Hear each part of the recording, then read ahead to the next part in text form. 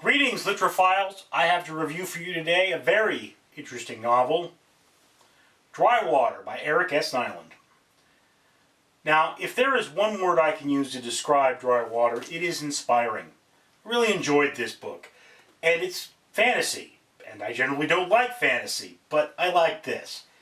It is the story of one Larry Nidgetts, who is a writer talking about a writer. Well, that's nothing new. And he is on deadline, something we can all understand. The guy is part Chinese and mostly Caucasian, I believe. This story takes place down in the 80s, and he's got to go to this rural, I believe it's New Mexico town, to try and finish his book on time. But the twist there, and you know this in the first chapter, is he can see the future.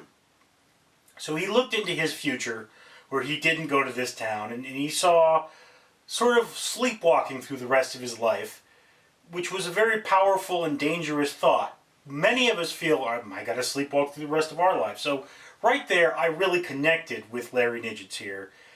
And then he goes on this supernatural, surreal adventure that kind of is almost down to the point where it's science fiction, because the fantasy is so well explained. Now, I happen to know enough about Nylund to know that he has a Dungeons & Dragons background.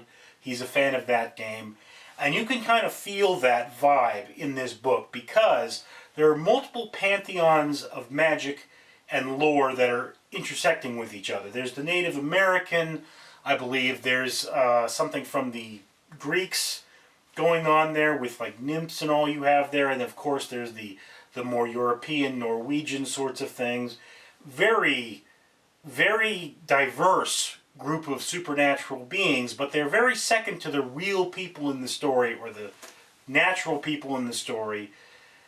It's hard to describe just exactly what this is, but it deals with alternate realities and time travel. It is a very diverse set of powers, but it deals with the fact that this is not a world where there's one unique person that has this power. There's clearly something of a almost magic society that lives in the world of this novel. And as I say, when I picked up this book, I remember someone recommending it, said they'd never read the book, but they read something by this author, and they had really enjoyed it. So I bought this, and I read it in maybe 2 days, and then they lent me their copy of A Game of Universe, which I read in 2 days, and then I read A Signal to Noise in 2 days, which is also by Nylund, and then I went on to Eric Nylund's Halo books, which are probably best what Eric Nylund is known for is his connection with the Halo video game. So, to be completely honest with you, I like Nylund's standalone novels a lot better than his Halo stuff, although I enjoy the Halo stuff.